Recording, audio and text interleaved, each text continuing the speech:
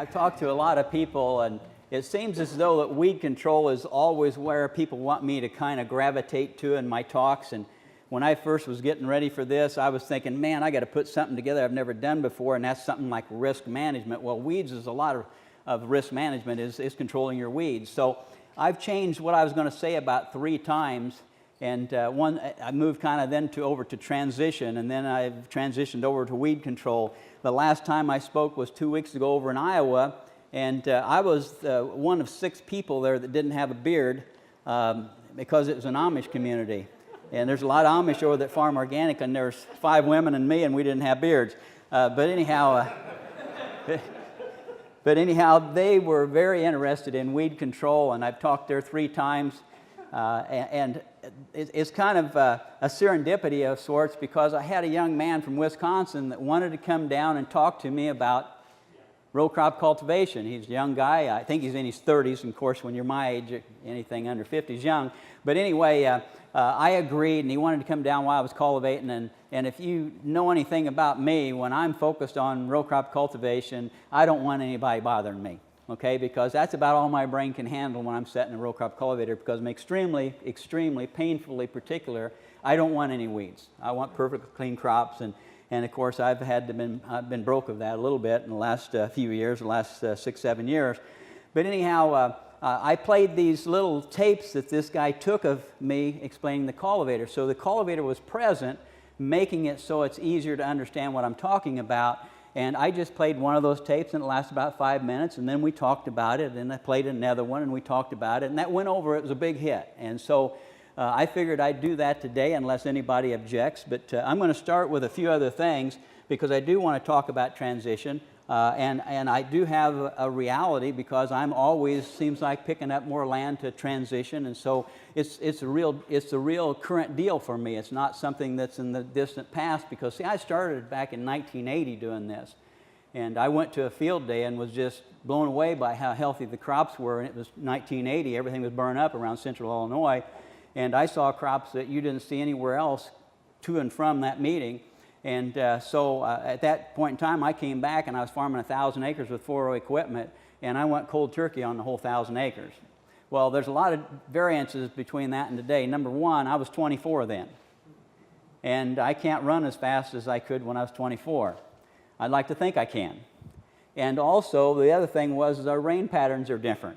I think our soil has a lot more coming back to do, so the weeds are a lot worse. Although coming out of lasso and Traflan and that type of weed control, the weeds were more immediate. I think now you have a couple years of a honeymoon that you go on when you transition. If you've taken over a farm that's very, very clean, they've done a really good job with the Roundup keeping the weeds down. You don't have a lot of buildup of weed seeds that are hot and ready to grow right there on the surface, because there hasn't been any weeds allowed to grow.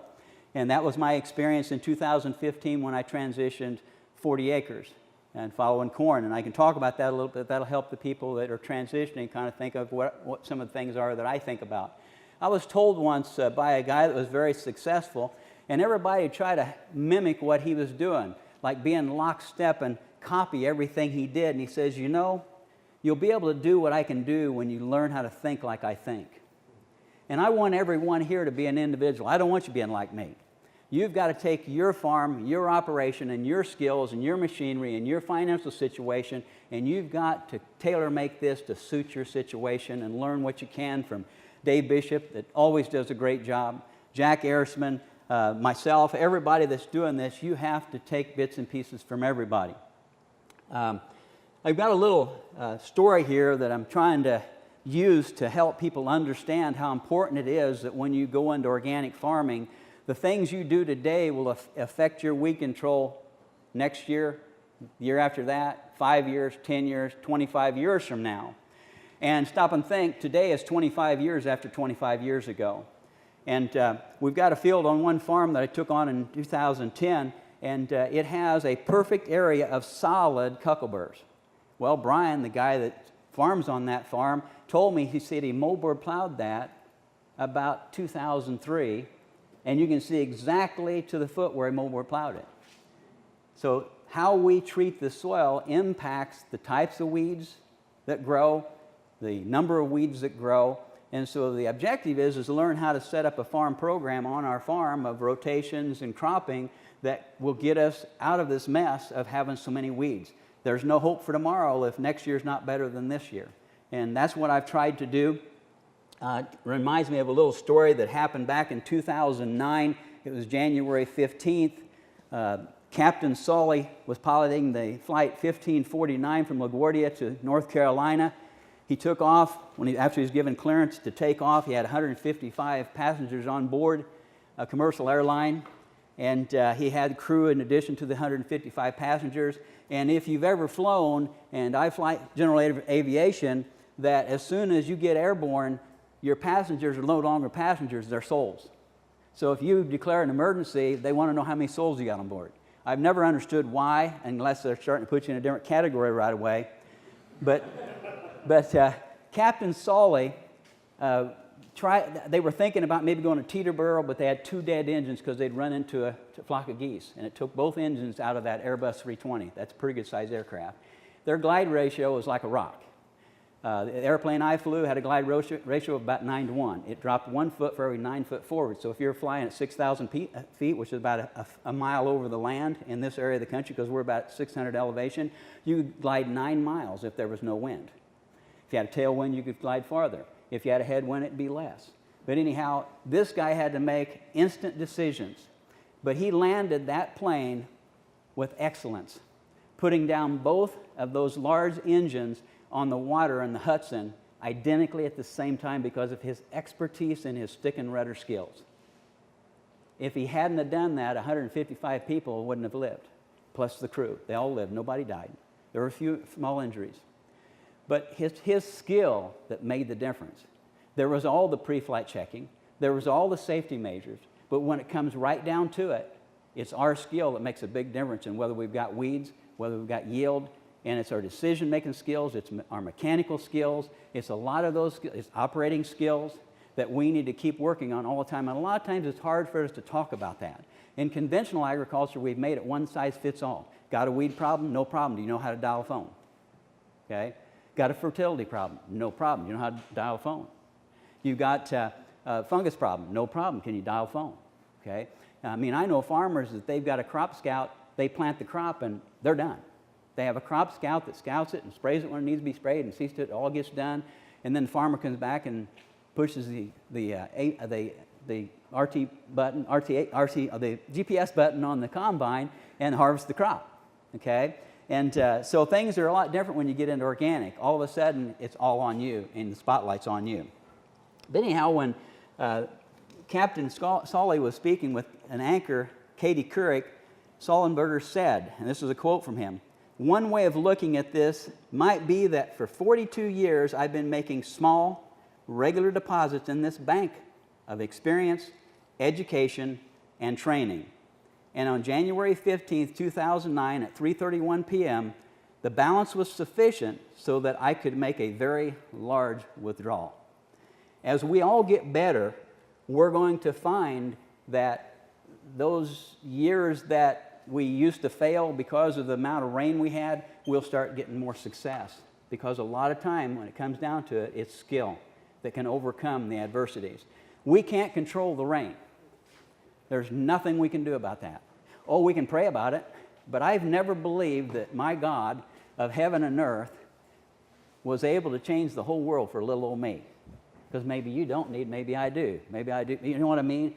I really feel that we were given free choice and the skill to go out and learn and be successful. In aviation, there's the rule of 3. I think that's what they call it. It's been a few years since I've been through all those classes, that usually if there's 3 things that happen, you're dead. With Captain Sully, engine 1 went out. Engine 2 went out. If he'd have lost the rudder authority, the aileron authority, the elevator authority because of the electric actuators on the plane that was unable for him to control the flight of that aircraft, they all would have probably, a lot of them died. Okay? So he never had number 3 happen. But in aviation, we do pre-flight checks. We try to get everything done the best we can so when we get in an airplane, the chances of us surviving and making a safe flight is much better. Well, in agriculture and organic agriculture, it's the same way. Sometimes we don't take serious enough all the little tiny insignificant steps up to when we pull the row crop cultivator in the field. Okay? And we want to do everything we can to have what I call stage 1 weeds rather than stage 4 weeds. Stage 1 weeds is when the weeds are about 1 inch tall and the crop's about 4 inches tall, 1/4 the size. Stage 2, 2 and 4. Stage 3, 3 and 4. Stage 4, 4 and 4. And I've had stage 4 weeds, and it's not fun. But we need to do everything we can as farmers to learn how to back down the weed pressure to stage 1. And little incremental decisions we make so that we can change that picture, okay? Otherwise, we're going to have to be a Captain Sully every day. And we don't want that because sometimes our skill level is not going to be there so we can save the day.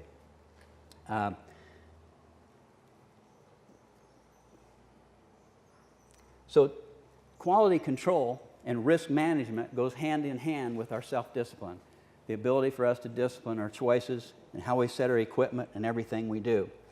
Another friend that I got to know was a guy named Terry Gottschalk. He revolutionized how they did quality control and risk management in the greenhouse and nursery business. He was working for the White's Nursery out in Norfolk, Virginia. His dad was a Navy captain, corporal, whatever, and Terry was brought up extremely, extremely particular. If his dad come into his bedroom and checked the closet and there wasn't exactly 2 fingers between each hanger, Terry got in trouble. Well, Terry got to be very good at managing greenhouses because he was extremely painstakingly particular. And it used to be for risk management and quality control, when they were loading poinsettias, for example, what they did if there was one wasn't the right size, the right height, the right shape, or the right look, they went up a conveyor and went out on a pile. Total loss to the company. Terry says that makes no sense. Quality control and risk management should start before we even buy the potting soil and determine the medium we're going to propagate the plants in, whether it be a poinsettia or whatever plant that they were growing in that part of the greenhouse.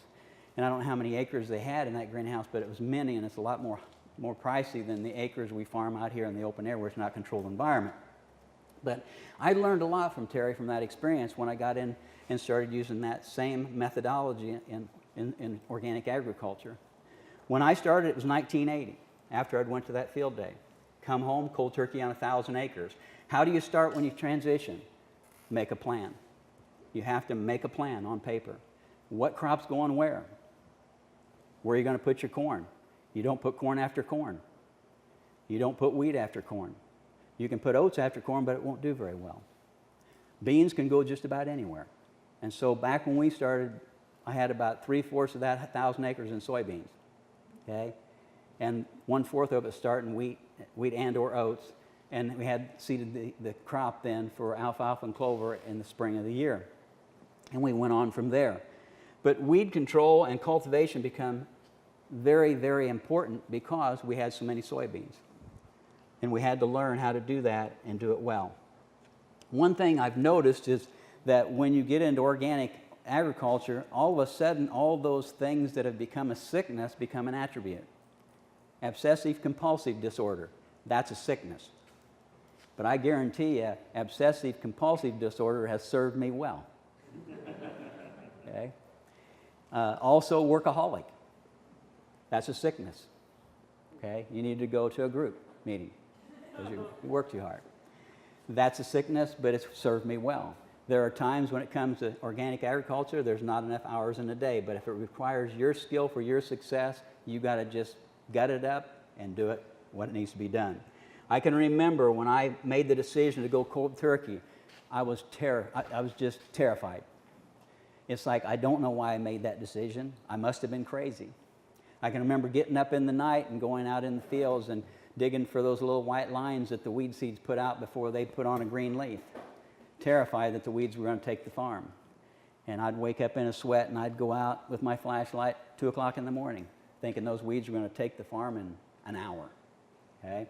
So it wasn't an easy time, but it was an exciting time to learn how to farm organically. Self-discipline, again, goes hand in hand with risk management. I grew up on a farm where my dad farmed conventionally. And when he farmed conventionally, that was organic back then. My dad was very old-fashioned, and we farmed with 2-cylinder John Deeres, and everybody else had 40-20s. And nobody knew my dad back in those days. I guarantee you, us kids left the house as soon as we got old enough we could get out of the house, because I scooped hog manure for 7 years during high school and after I got out of high school, because I'd rather scoop hog manure, and I love scooping hog manure because it's a whole lot better being home working for Dad. Because I guarantee you, if I'd have been scooping hog manure for him, I wouldn't have been loading the spreader correctly. Okay. Now I look in the mirror in the morning and I think, oh, I thought you died. And I've been told I'm a lot like him, and same way. I'm very particular, and there's the right way, there's the wrong way, and then there's my way. Okay? And I'm a little bit that way, but whatever works for us is what we've got to do. But anyhow, when I started working on other people's farms, I started getting some experience with the use of chemicals and we were banding on back then the amabin and noxweed, the dry material that you put on with the insecticide box, and you had the counter insecticide you used, and I never did like handling those products. But I had some experience somewhat cultivating. Dad would never let us plant or cultivate because he's a perfectionist and he didn't want us messing it up. But I got a lot of experience when I was working out on the farm doing that. And I got my chance to farm in 1980, was my first year farming, and my first year to get exposed to certified organic type farming. We didn't call it that back then. It was called the Biohumic Agriculture Production System. And I was very fortunate because I learned from a lot of old farmers from Iowa, and there was a few in Illinois, that they didn't have the weed patches you see today in organic production. They had impeccable fields, impeccable farms. It was a picture-perfect experience to go to one of the field days back then. A lot of things have changed. Our soil's sicker, our weather's different, and so, you know, I'm still believing that we can get back to pristine situation where we can have weed-free fields. I'm determined to do that. But the biohumic system, when I went home, I created 4 steps. It was real simple. You stopped using anything that was injurious to the soil. So there's no acidic fertilizer, no herbicides, no insecticide, none of that. It was gone. The next step was we inoculated the soil with beneficial bacteria. I still believe in it today, to get that soil jump started. The third step was to rotate crops. And really the purpose of that was to feed the soil. The soil eats at the first table. For us to think we're going to continue to feed ourselves when we're starving the soil, it's not going to happen. Okay? Eventually we're going to have to pay the fiddler. The fourth step was shallow tillage, to create an environment for the aerobic bacteria, just like Dave was saying. The aerobic bacteria live in the top couple inches. As your soil's real dead and run together, there's not much air getting down in that soil. So you want to work it extremely shallow. Any organic matter that goes down to an anaerobic layer, there's something called, that I was always taught was called putrefaction. And that's a driver for weeds. So I didn't want any of that be down in my layer where there was anaerobic decomposition. But anyhow, I had great success, very blessed. I was dumb and excited, and I think that works best when you farm organically. I mean, you don't have to be crazy, but it helps. Anyway, I had a field day every year, and we had what I considered very clean crops. Today, I'd be certainly thrilled with the crops that we had back then. 1991, I left the farm. My landlady passed away, and the farm went to the nephews that they farmed the farm then and took it over because they wanted to farm. They were coming out of college, and there was 2 boys. And so I was out and they were in, which those things happen, and that changed my life. But anyhow, I wanted to start showing you a few slides here, and we will eventually get to the slides on row crop cultivation. That there is a beautiful field of soybeans. Can you see them? They're 30-inch rows. And that's on the first farm I took on to manage. When I took on this job of managing some of the organic farms, I'd gone to Moses because I was trying to get back in agriculture. I'd been in the headhunting business for 20 years after leaving agriculture back in 1991. And I run into Jack Arisman. Of course, Jack Arisman was my field day in 1989 or sometime around then. We were also on that board that developed the standards for the USDA, the organic USDA standard for the Organic Crop Improvement Association of Illinois.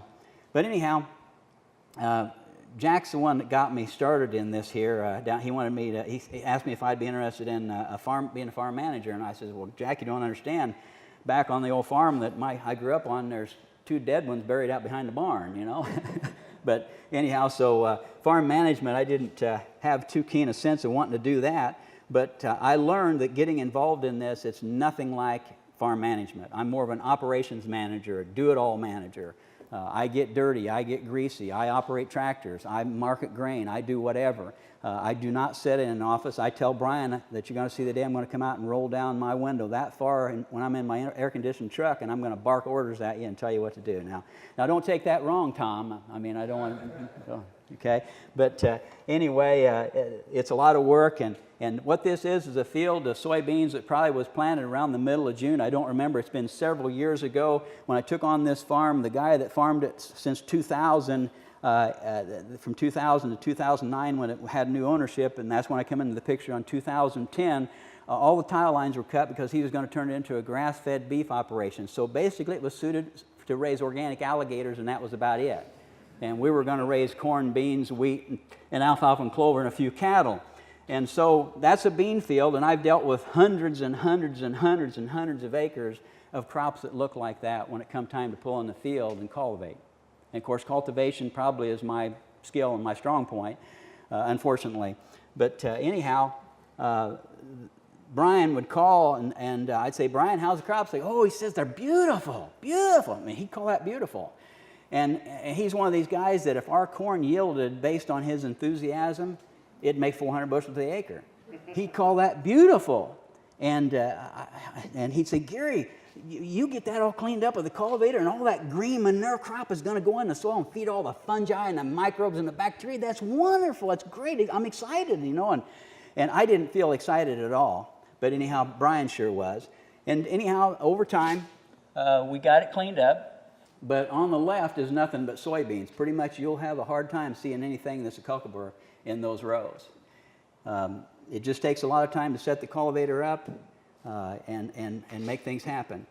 Now this is a video of a farm that in 2015 I started through the process of transition.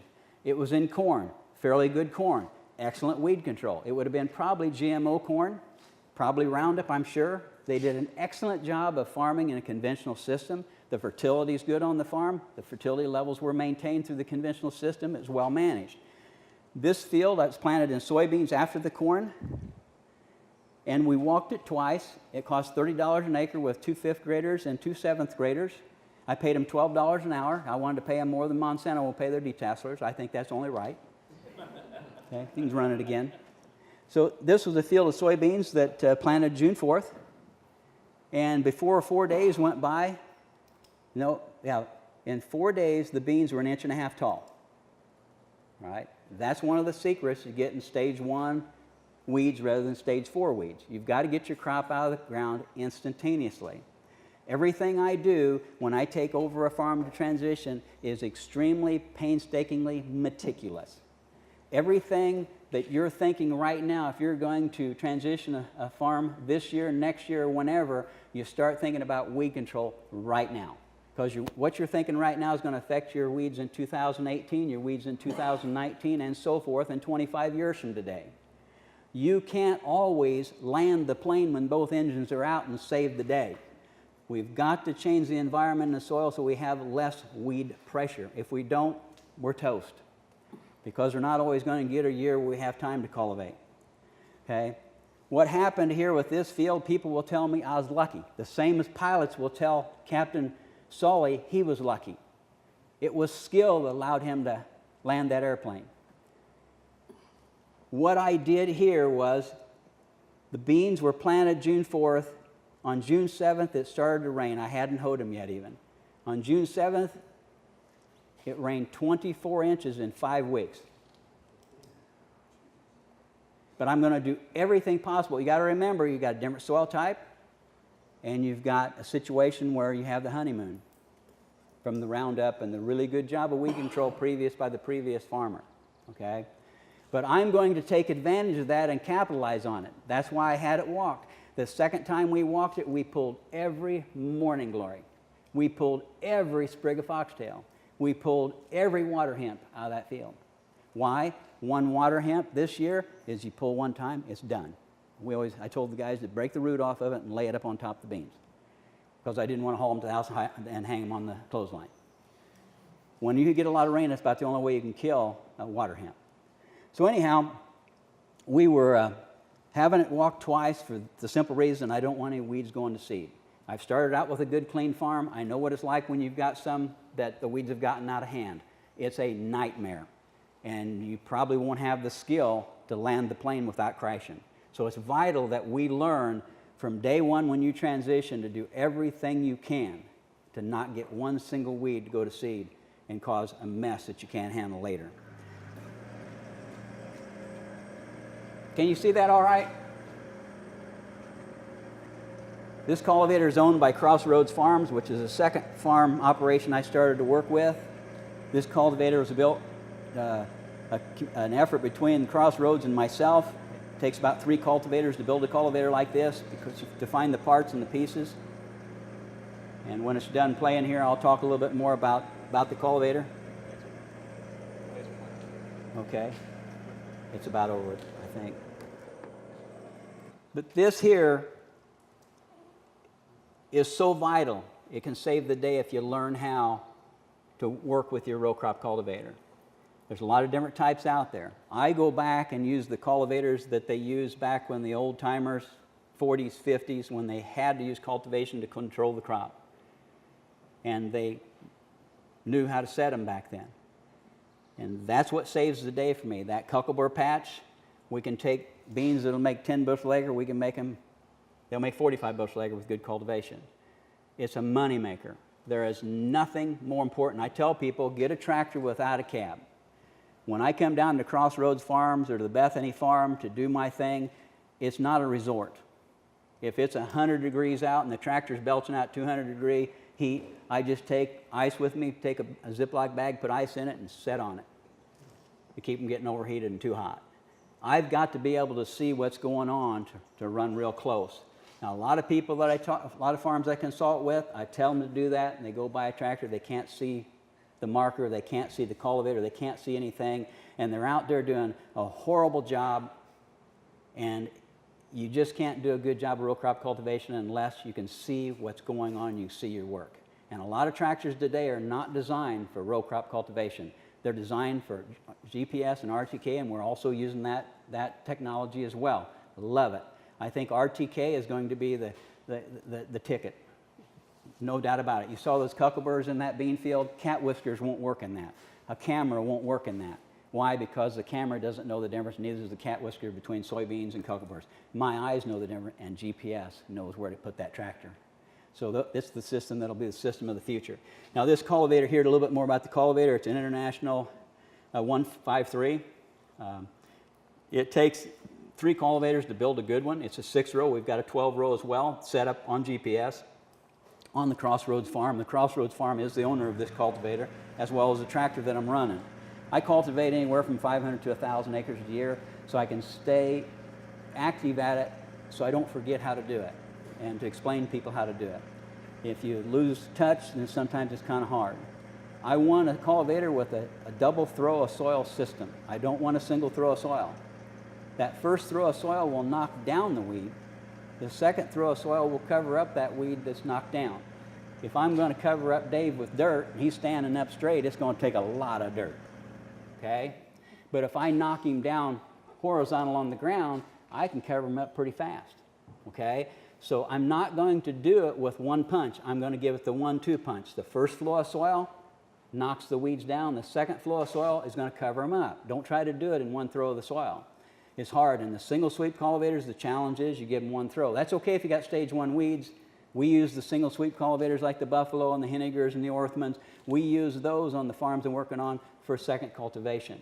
Because the Cultivator patch, if you can get a Buffalo to clean that up like I can clean it up with a 153, I want to see it, I want to learn how. And I'm serious, because a Buffalo is a whole lot easier and a Henniger is a whole lot easier to maintain, a whole lot easier to operate than what I operate. But when you're talking about the hundreds of thousands of dollars that you can make by increasing bean yields from 10 bushel acre to 45 bushel acre, corn yields from 30 bushel acre to 130 bushels the acre, and that's all happened, I've experienced that, okay?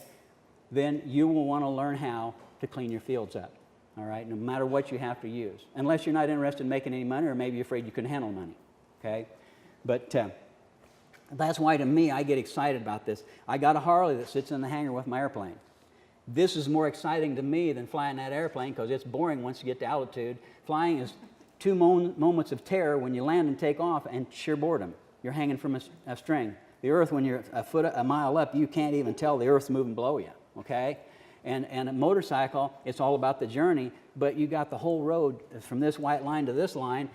If I get on a railroad track and ride that motorcycle down a rail, it'd get kind of equal to running a cultivator. But it's fun to cultivate because you make a lot of money and have a real thrill. Because when you take a weed patch and you can clean it up and leave a row of beans that's nice and clean or close to it or a whole lot better, that's exciting because you're talking some big money, okay? How can you not be excited about putting $100,000 more in your pocket?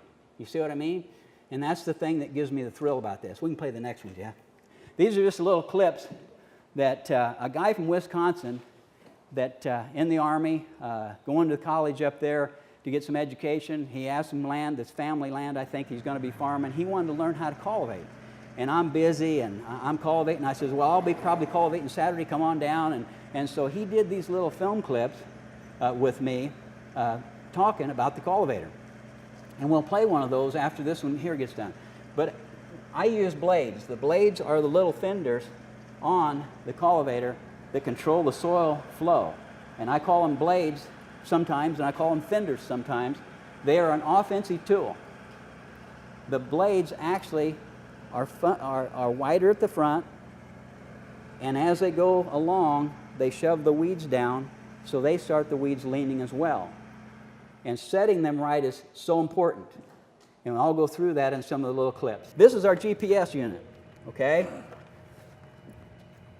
Got to get my cord straightened out here.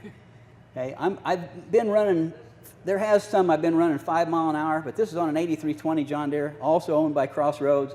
We built a 12-row 153 on a John Deere toolbar so we keep everybody happy. We didn't want anybody mad.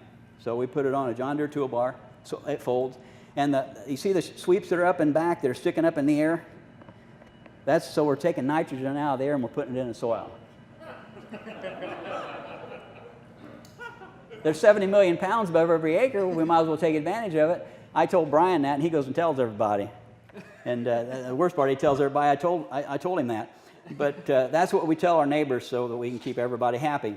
But this unit here, I can't drive as close yet. It's sub-inch, they say, but there's a lot of flexing in steel. Steel is not rigid totally. And so this unit here, I can get it down to running my sweeps at about 4 or 5 inches, but I can't run as true as I can running freehand.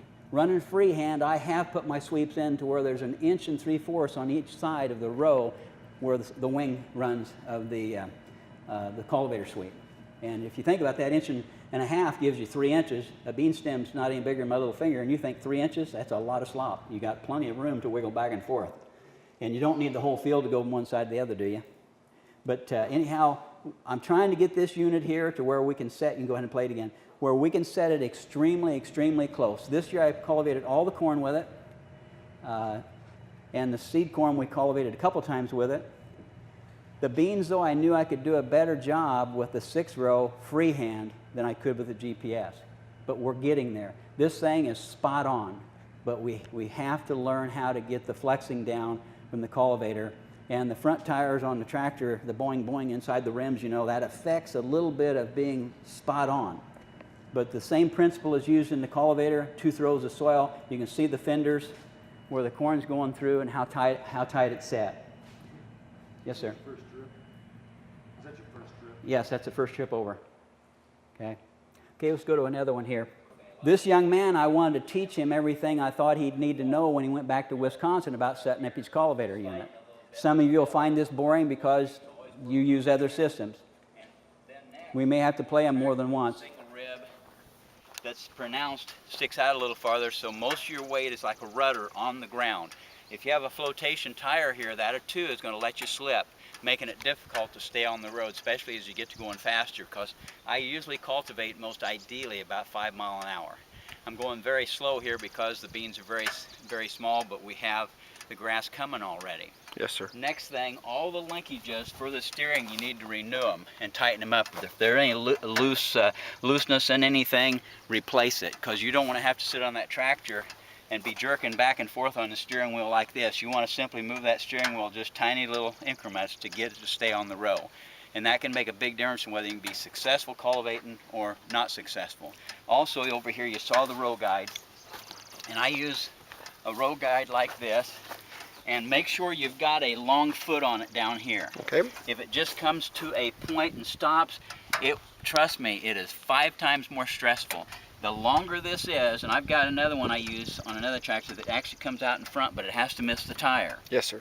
Because that just glides through the beans. Otherwise, all day long, you're seeing those beans fly by the end of this, and it drives you nuts. But with this long, it just kind of like a submarine slides through there, makes it a lot less stressful. You can stay on the row a lot more accurately. Yes, sir. And so that's very helpful. And I put it down very low. You have to be careful. I want it right down so I can drive by this bean stem. The leaves may be 3 inches wide, but the stem is where you want to drive by. And this is a point of reference. When I'm on a side hill, I will move it one side or the other of the row so my cultivator doesn't plow that crop. Yes, sir. I'm going to Okay. pause right there. Okay, one thing I've done with my guide on my tractors, I use 5/8 inch stock rather than whatever that may be, 1/2 inch, because the tractor motor will start harmonizing and that thing will vibrate back and forth. This one does okay, but some of them you get, they'll vibrate back and forth 2 inches. Well, you try to keep it on the row and that thing vibrating back and forth 2 inches. So I use 5/8 inch stock on mine. I've got a piece that goes ahead of the drop down and one behind, so I make it as long as possible. If you can imagine having a row guide like that going the full length of the field, how easy it'd be able to stay on the row. Of course, it won't work, will it? Because you stick it through somebody driving down the road when you get to the end of the field. But there's things like that you can do, because I'll go hundreds of acres, and never a lightning strike, running 5 inches width for the row to go between. There's little things you can do. The ballasting is important as well. It's not just there so you can lift the cultivator up on the end and turn. You've got to have those front tires nailed so you don't have this all the time. One year we borrowed a 40-20 with flotation tires on the front rotary hill width. You try to keep that on between 30-inch rows going 10 miles an hour. It's like steering a bicycle tire down the road with a stick, okay? And so there's little things you can do make all the difference in the world with your performance. Okay, I want the back tires as narrow as possible. These are 15.5 38s. I've also got a tractor with 16.9 38s, and they've got the same footprint. It's just wider through here. And that allows you to have loose dirt between the tire and the row, because your first sweep comes along and it's throwing this loose dirt to the row rather than slabs. The tire compacts the ground, causing it to slab. So if you plant with a 15.5 tire and you rotary hoe with a 15.5 tire, then you've still got plenty of loose dirt here to work with.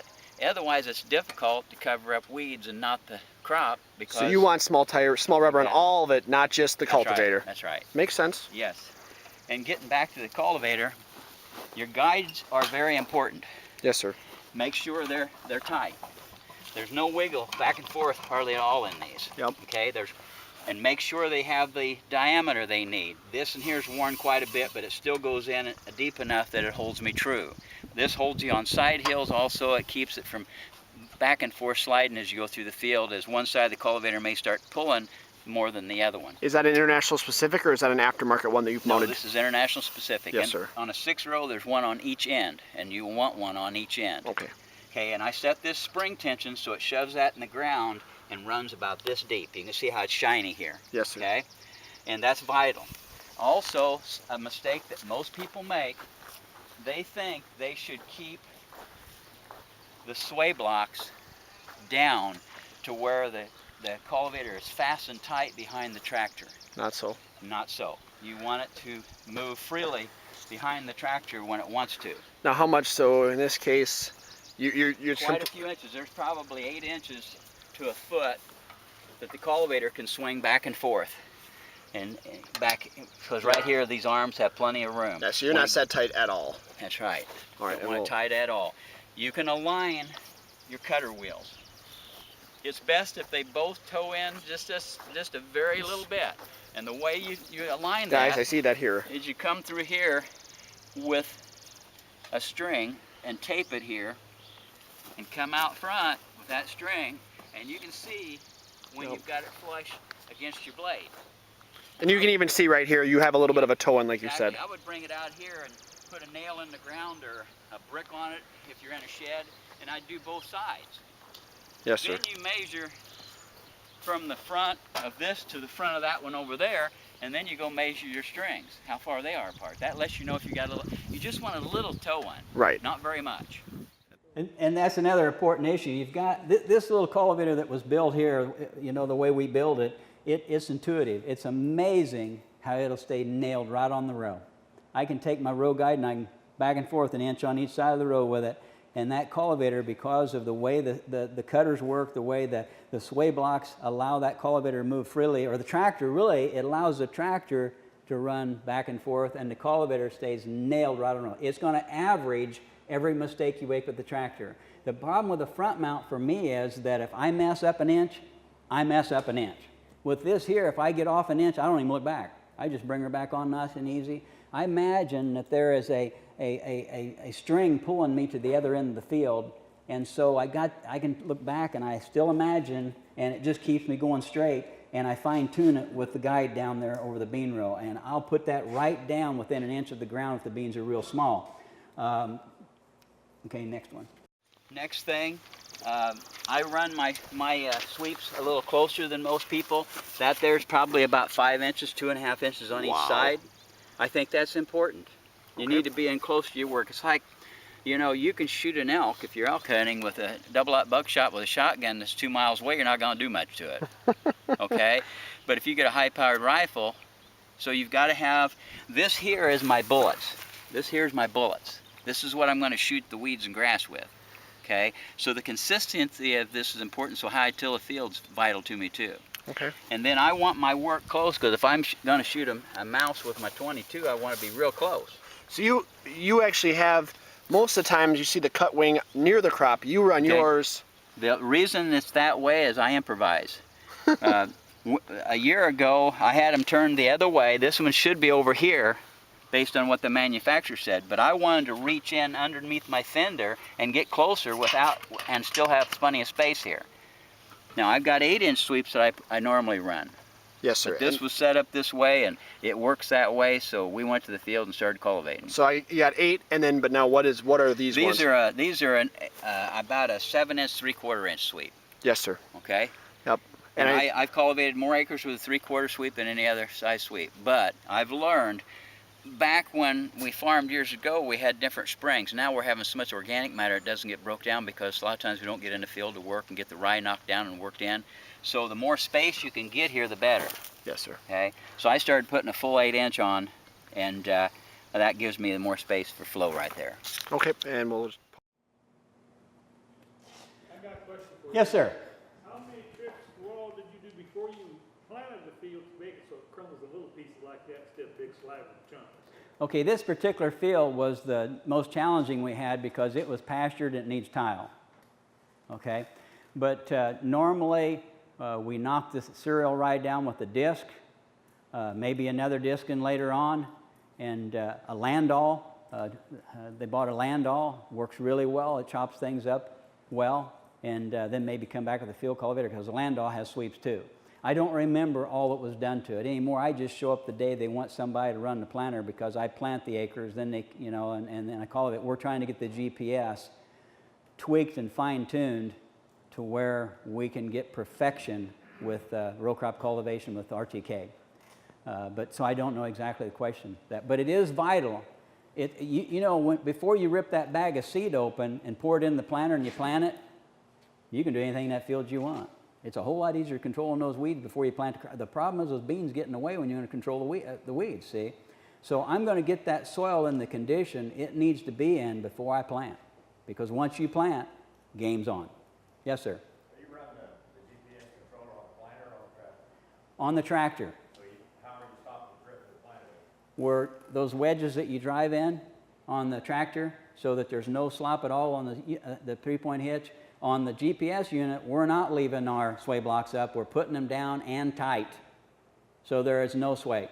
And we're going to have to beef up the hitch on the cultivator, because there's two separate yokes that are tied to the toolbar of the cultivator, and there's always only one keeping the cultivator from going that way, and we're going to weld those together so they both work together, because over time you'll get a little bit of slop in your 3-point hitch, and you have to keep driving your wedges in or moving your attachment on your, because a 12-row cultivator, you've got quite a bit of weight and a lot of mass, and some of the rolling terrain on one of the farms, you have a challenge with that. But even on the rolling terrain, as long as your cultivator hasn't moved from its mount, it's spot on when you cultivate. It's exciting to be able to do that. So you got a mounted planter and a mounted cultivator. Thank you. That'll help you understand too. Yes. Now some people are using, I think it's called Trimble. Some people are putting a slave back on the planter toolbar. Personally, I think that would work the best. We've got, Crossroads Farms has connection with John Deere, and that's the way they chose to do it, was by a 12-row, I think it's like a 7300. Is that a number of a John Deere planter that's 3-point hitch, and it's got the helper wheels to pick it up, but we've got an 8320. We've got way more tractor as far as pulling power than we need, but what I'm finding is you want a stable platform because it's your rudder. It's everything. It's got to nail that planter and keep it right on the row. And if that, What size tires are you running on that, Gary? oh gosh, I don't know. I don't know what size they are, but they're as wide as 18.4 anyhow. Okay, and so, but you can't go. I don't expect anybody here to go out and buy all the equipment you need to have everything you need. So before we, I expect, and I don't tell people what to invest in, but we wanted to make the system work before we worry about getting narrower tires and going that route. But since we've tiled, we haven't had trouble getting the sweeps in the ground behind in the compacted areas. Okay. Yes, sir. That's why we're running rubber trucks back. Yeah. Yeah. Yeah. Yes. Even when it's a really rainy spring, like the weeds kind of get ahead of you, I mean, how do you get how's the weather work out for those guys you talk about that come in and do all that cultivating and disking to get those weeds down when you can't just disc it wet, can they? Or do Well, you know what they do? it's very important not to work the ground too wet, but I don't know what that is anymore because the years we've been having, we'd never got a crop planted. Get in there. Well, a lot of this farm ground's been tiled. A lot of it's been tiled. And with organic, if you can't get in there to do it, that's the same as locking Captain Sully out of the cockpit. See, it doesn't matter how good you are, if you can't get in the operator station, you're toast. And so some of these farms that are borderline, but we've got a lot of people working on rolled rye, no-till. There's going to be a lot of those systems as, was it Thomas Edison? I don't know, it was 500 or 5,000 times he successfully found what wouldn't work as a light filament. And these farmers that are farming with the no-till, they're not failing. They're successfully finding one more set of, ABC that didn't work that year for that particular rain pattern, okay? But eventually, I feel without question, we'll use plants to control our weeds, and we'll use plants to do our tillage, period, okay? That may be 20 more years. I'll be retired before cultivation ends. But I'm hoping and praying because one year we planted beans in a field. It was a variety that U.S. Soy had, and it rained for 3 weeks. We were out for 4. We got them rotary hoed twice. Those beans are about that wide before it started raining, and we couldn't get in anymore. And no weed grew within that space. Well, I just set all the sweeps in real close and cleaned the field when the weeds and beans both knee-high. Okay? Now, here's my point. I'm sure if we started doing research finding soybeans that put off allelopathic effect, their own herbicide, so to speak, farther from the base of the plant, there's so many things that haven't been researched. So many things need to be done. I told Dr. Gruber, West Illinois University, we need to learn companion planting. Some plants do better actually together than they do by themselves. We need to learn plants that create natural herbicides. Rye is one of them. Dave was talking about rye and no water hemp. We are so ignorant compared to what we will know in 25 years when people start putting money in learning this, okay? Any more questions? Okay, we can play another one. Talking about these shields being a nuisance. They're the magic of the system, but they're the biggest pain of the system also, and that's why a lot of people just threw them away. They just despise these fenders. A lot of it's because they didn't know how to use them properly. If you set them properly, if you know it's wider at the front than the back. Yes, sir. So if something comes in here, if it can make it past here, it can fit through there. Yes, sir. But if I turn them so they're straight, then it will wedge here. More will wedge. Also, this sweep is towed down. It's pointing down. So the dirt comes up here and it boils. It rolls here. Yes, And sir. so if something gets stuck in here, it pushes it out, and it usually lands over here and it goes on through. See, so there's secrets to setting it up. I want to make it so it doesn't wedge by making this concave, convex, whatever you want to call it, Yep. so that anything that goes past here will still fit through there, because this is wider than the distance from here to where this would meet. And it also helps your crop funnel in. Yep. So if you get off the road a little bit, it just bends this one way, and if you get off the other way, it bends it the other way, and it doesn't cover it up. It still protects it. Yes, sir. And then I see in the back, your other sweeps, you're running at a shallower angle. Yes, I want them flat, because otherwise they don't have a shield to protect the dirt from going over the row. So I want to run flat so the dirt just kind of goes out horizontally. Now I run a 4 sweep system because I want a double throw of soil. This sweep here throws soil first, but over the course of night and the days ahead, this soil gravity will pull it away, letting the weeds come back up through. So I want to back that flow up with another Sure. flow, and then it secures the situation so that the weeds can't get back out. When you have big weeds, the first sweep will knock down the weed. The second sweep covers it up. Now, as slow as I'm going today, you're not going to see that action. Right. But when you're going anything over 3.5 miles an hour, that back sweep will push that soil over to the row. Now I see you do have some of your sweeps up today. Can you talk a little bit about? This cultivator, ultimately we put it together to have 5 sweeps, Yes, sir. but we found that the best way to do it is, for me, I do the first cultivation with this cultivator, is to focus on cleaning the real estate in the row. That's the money maker. Anybody can run a cultivator and plow out the centers, okay? It's learning how to throw dirt that covers up weeds but doesn't cover up crop. Right. So you're on your second cultivation, you're going to put these down, you're going to clean out the center. It's right now where you're making your money are these 12. That's right. Yep. There's 12, that's right, 12. There's 2 sides to each row. And it's important to get the right amount of dirt thrown to each one. I paid a lot of money to get a master's in mathematics, and that's right, about all there I can you do. go. That's right.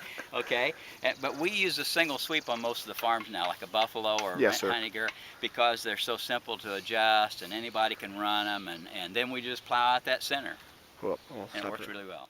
I don't know what to add to that, but any questions about that? Yes, sir. On my Heiniger, I've got the whole wheels as guards. Have you Okay. got experience with that? No, but I've often thought about designing some that would work like the slide fenders, and they would strip and lay the weeds in towards the row. See, the thing about the blades that I like so much, but I've wished I had time. I've got so many ideas of things that can be invented and created. See, this is a modified cultivator. This is nothing like, you go out and buy a 153, it's not going to be like this.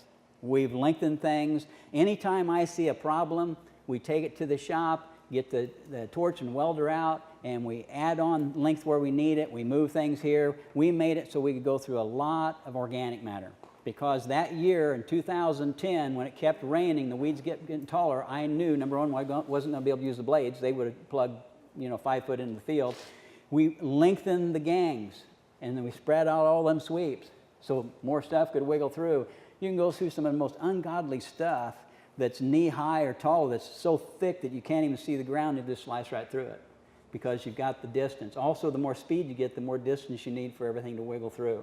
Because one thing we know is you slow down, stuff will go through better than if you speed up, so you've got to have more distance. So we run about as high as 16 inches between gangs on the back two, rather than 10.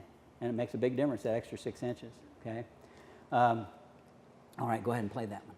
Of my cultivator, you can hang a plumb bob if you want. And the exact center is right here, or right down the center of this, okay? Then 15 inches over from that line is your first row to the left. Yeah. 15 inches over to the right is your first row, if you're running 30-inch rows. And then another 30 on top of that's your second row over. 45 off center either way. Yep. Cool. And the way I do is I put a mark on the pavement exactly, or on the concrete in the shed, exactly where that row is going to run. And I put the mark right between these sweeps here. So then I can measure exactly from that mark over to that sweep and get it 2.5 inches, 3 inches, 2 inches, whatever. Yes, sir. Okay? And that way when you go to the field, you're pretty well set up. Otherwise, you're just totally lost. Because when you make one adjustment, it changes everything. If I raise my gauge wheel up to drop this down to make this whole gang go in deeper, it lowers this fender. So then I got to raise the fender to compensate for that. And of course, the fenders you adjust with this guy right That's here. right. Yes. That's that small tab. Okay. Yes. Now, have you ever tried, in a pinch, because you mentioned that those extra pieces are hard to find. You got to find 12 of them. That's right. Have you ever thought about trying to put like a rolling, the rolling circular shield? No, they're not good. They're not good. Okay, that's fine. Okay. I wanted your opinion. They come about when chemicals are being used, and they were putting chemicals in the row. Banding Okay, herbicides. banding. And then they were set at about 8-inch width. Okay, there's not room for them to turn in here for one thing. That does make sense. And I want to get real close to my work, so I can get that dirt forced in there rapidly. Also, these fenders, because the way they're set and they go at an angle, if there's a weed that catches up here, it lays that weed forward and in towards the row. Makes it easier for the first flow of soil to cover it up. I gotcha. If you get everything working right, everything comes in the front of the fender and only the crop comes out the back of the fender. It's like modern marvels. Yes, sir. And that's the trick, is to get all the rows working identically the same. Because I always call it, have a problem child. Let's say this row over here is a problem child. And it's only allowing you to go 2 miles an hour, but the rest of them you go 3.5 miles an hour. You got to fix this one so you can go 3.5 miles an hour with it too. And then there'll be another one show up that's a problem child. You fix that one so that you can go 4 miles an hour. You want to always work to go faster up to about 5 miles an hour. And then after that, you're not going to help yourself, other than you're going to get more work done. Well, Okay. Any questions? How deep do you use cultivator? Well, I'll cover that a little bit, but I'll go ahead and cover that here. The first line of defense are your first sweeps. And it is vital. They're like the spark plug on each side of the combustion chamber. The fenders are the combustion chamber. It brings the crop in, compresses the leaves in together from the soybeans or the corn or whatever, lifts them up, gets them out of the way, and you're going to slam that dirt in with a lot of force. You have to have the depth so you get the most velocity and the best spark out of that dirt. Okay? And so it's usually, if I had the 3/4 inch sweeps turned around like they're supposed to be, that valley needs to be about 1 inch below the swell. The valley on the side where the little bump is sticking out on the 3/4 inch. If you got them turned around like I do there, I want the wing tip, that short little piece of wing tip, to be about 1/2 inch to 1 inch below the swell. And the tip, because the sweeps are aimed down, they're bringing up fresh, more moist soil and creating a lot of horsepower to move that dirt. Because I want to slam that dirt in with so much force that if you could see between those fenders, it's just total oblivion.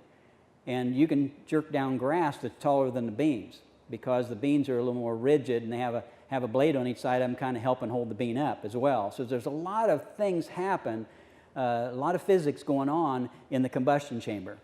Okay? But once you get it set, it's like magic, but every one of those sweeps on each side want to be the same depth all the way across. That's why I'm such a stickler about, once you do the last finished tillage before you plant, that you keep all your heavy equipment on the field. Now we're breaking that rule with the GPS, okay? But with the lighter tractor and with the narrower tires, I've always got nice soil that's going to the row. Now if I move the shanks farther away from the row, then I'm going to get biting in some of that compacted and having chunking going on, and that's not good. It's where it causes you problems. That's the first thing I check. I've got another video. Half apart when the dirt pushes them in. Yep. Okay? And a lot of times they'll touch in back. Yes, sir. Because what that does, that strips them weeds down and the beans pop through. Yes, sir. Okay? It's basically right next to where the sweeps are running, I want about 1.5 inches. See that? Yes, sir. It doesn't have to protect all the beans. It only has to protect the top. See, if somebody was going to put a bed sheet over my head, no problem, they can do it. But if you put a pipe from my head up 2 foot, it'd be trouble getting that bed sheet Exactly. overhead. As long as I can keep the dirt from crossing over the top of the beans, I can save the beans and protect them from that dirt. So your shields, you have to almost wait to get to the field because you're going off where the actual tops of the beans are. That's right. And every field's Exactly. different, so you can't set Right. that in your shop. And the flow of your soil makes a difference in where they set them. I let the fenders run, or the shields, or blades is what they're really called, Yep. blades, because they're an offensive tool, not just a defensive tool. I let them run interference. I don't want them to totally huddle around that crop and protect it. You've got to put that crop at risk if you're going to get the weeds. Right. Most cultivators you see on YouTube videos, they'll have those fenders down, there'll be no dirt within 3 inches of that crop. That's not my style. That's not the way I do it. That bean is praying that I come along and get rid of that weed and grass that's growing next to it, because it doesn't want that weed or grass there because it's competition for it. You know, it's got to share food with it and water. And so it doesn't mind me blasting it with a little soil. And it loves soil because that's what it is. It comes from soil. So it doesn't hurt the crop. Yes, sir. You can practically cover up a bean and it'll grow back up through the dirt as long as you don't cover it up too bad. You leave a leaf out. You have to take a little bit of a risk to have the reward. Absolutely. Yep. And the more risk, the more reward usually. And the last thing on video is, so you're saying 4 sweeps per row is your normal, or you're saying I think Joel's got 5, right? 4 sweeps for first cultivation is what I like.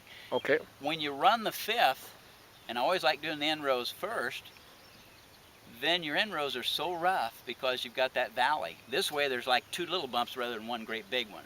Okay. And when I come out the end of the field, towards the end row, I'm going to maintain my speed. And if I'm running 5 miles an hour with good cultivation, you imagine going across ridges at 5 miles an hour, I'd bounce the weights off the running tractor. So what I do is, by using 4 sweeps, the end rows are going to be a lot smoother, and then I don't have to worry about trying to get that 5th one set. Yes, sir. And it can be a problem child, because when it doesn't go on the ground, it holds everything ahead of it up, because this is whatever you call it. When you raise the back up, it raises the whole thing. If this raises up straight to a degree, and so if I can't get the back one in, then it holds the front 2 out. Don't want that. So the best thing to do is just cultivate with 4. Gotcha. On 30 inches, we've got 2 10-inch sweeps on. We run 10-inch sweeps on the back. Yep. And about a 7-inch sweep or an 8-inch sweep on the front. front. You add all that up, you can't overlap much. Yep. But you've got enough overlap to get all the weeds. And more importantly, you've got your initial push of dirt with your front 2, and your back 2 are Yes. taking care of the shoring dirt push. That's right. Good point. Well put. The first line of defense is your front sweeps. Work on getting them set right. When you get into the field, I went over and worked with some young guys the other day. Were setting their cultivator, and the first thing I'm going to do, of course, it's not in the ground now. I raise it up and it's set Yep. back down. But I'm going to get down here and I'm going to dig the dirt away right in this area here. This is where the magic happens. Okay, this is the I don't know what you call it, but this is the crucial area right here. This is, In the military, we call it the key terrain. okay, that's very good, but you understand what I'm saying. Yes, sir. If I can get this right here, with the height of this right here and how deep this is going, I want to be able to dig down that, be about a 1/2 of an inch below the soil to an inch below the soil, that tip right there. Now if I run them the other direction, I'd want this little valley right here, if this was next, to be in the soil about an inch. So Gary, can you say it one more time for me? You want, right next to the row, you want the depth of? About a 1/2 inch to an inch. About 1/2 on inch to this an inch. tip back here. Yep. 'Cause And see, about your point's actually going to be hitting about 3 inches deep, you know, which is not a problem. But that right there is the magic, right there. That's going to determine how it comes out the back. Okay. Okay, and so that's what I work with. Anytime I check somebody's cultivator and they're having trouble, I go to the field. I'm going to be down here, digging right here, all the way across to get them all the same depth, set the same. Uniform. You can't set the shovels on a concrete floor. Yes, you can, and get them set. Initially get 'em- Yes, but when you go to the field, it's like all things you've ever purchased. There's been some engineer build it, and it built to their specs in the shop. But when you get it in the field, all of a sudden, field conditions change, where you got more compaction, less compaction. Maybe something's running on a tire from the planter. Then you have to adjust everything to make it work right. And these old cultivators have a lot of slop. They're not, you know, they're not milled. You know, they're cast, and so it's not perfect. But you have to just kind of set it by the seat of your pants, so to speak. You know, to get it set right. It's not a so-so. Any questions? Yes? You just vary your float, how hard you put that cultivator in the ground for your 3-point float. Well, that's a long subject there, but you can adjust how deep it goes, because you got different soils on your farm, and when you're pulling down on the gangs, because you lower the 3-point hitch, because of the concentric and how that's made, the distance between the pulling point and the top link, there's difference. There's a difference. And when you move it down, it tips that forward just a tiny bit and puts more pressure on that gauge wheel to get you to go in the ground better when you got hard soil on one end of the farm. And then you can raise it up to skim on top and the gauge wheels float on top of sand, loose soil. But here again, your tillage has a lot to do with that too. When I go into a sand hill and it's real loose, I'm going to hold my field cultivator out in my disc and weather. I'm not going to work it knee deep because everything wants to go that deep. Then my cultivator runs a little bit better, so I'm preparing the soil for the row crop cultivation. You know, one of the probably the biggest mistakes that I make with this cultivator is you make the crop look real ugly if you're doing a good job, and most people don't want to do that. I mean, it makes you sick. You know, it's like, you know, it just makes you sick to see what you do to the crop sometimes. You know, I was going out in the guy's field, and a new guy that was farming about 400 acres in organic now, and there was a little corn plant only about that tall, and the rest of the corn was twice that tall. And I was saying, well, you'll cover that enough, and I kicked it out with my foot, you know. And I went along, and everyone was little. I think he's probably about ready to kick me off his farm. So you've got to have guts enough to not run a welfare program. If that little bean didn't get out of the ground, it was planted at the same time with a maximum planter, however you plant, and you put it in good conditions, it should have the same genetics. And if it's lazy and doesn't get up in the morning, so be it. Tough. It's toast. You know, I can't jeopardize the production of the whole field because one little bean didn't get up in the morning. Okay? So it's going to get covered up with the weeds. It's the same height it is. And it's tough to do that. But that's what I love about the RTK GPS. I sit backwards in the seat and put my knees up on the seat like this. I haven't ended up in an irrigation or a drainage ditch yet. But I sit right like this, and here's my money control. Okay? If I'm not covering up enough weeds or doing 100% on weeds, I can give her a little bit more speed. Okay? And I can slow it down. And I calculate that in my head. How much do I want to cover up? I want to sacrifice, I'll sacrifice up to 20% of the crop to get 100% of the weeds. Okay, think about it. If you cover up a plant, the one on each side and the row next to it will compensate. It's got more nutrients. It'll gain more in the kernels and in the soybean seed. If you leave a weed there, what happens? I'd rather cover up crop than leave weeds, because the economics of that are catastrophe. You've got to get the weeds. So I can make some of the fields look really ugly. You look at it, it's like, gosh, he's covering up half the beans. But a lot of them will come out and straighten up, and it'll look like you didn't do anything a day or two later. And nobody's fired me yet. But it's hard to do that sometimes, but you've got to do that. You've got to throw that dirt so hard that you almost cover up the beans, but not quite. And you've got to do that the same on all 6 rows or all 12 rows. A 6 row and a 12 row will take probably 20 more times longer to set than a 6 row because of variables. A 2 row compared to a 4 row, it probably takes you 8 times longer to set a 4 row than a 2 row because of the variables, okay? And I don't know, until you really get really particular about a cultivator, until you can go 20 feet and get 100% of the weeds, you can't go 20 acres, okay? You got to take care of it now or you'll have a mess in the whole field. I don't want to cultivate the whole field realizing I didn't get off my butt off the tractor seat and set the cultivator right and do a good job, okay? You only got one shot at it. You can't come back and cultivate it a second time because it's hard to get that same flow of soil because you move the soil from here to here. You can't, next time you got to throw it uphill. And the weeds are bigger and you put a cast around them. Okay? So you've got to get your weeds and grass the first time you get them go through the row crop cultivator.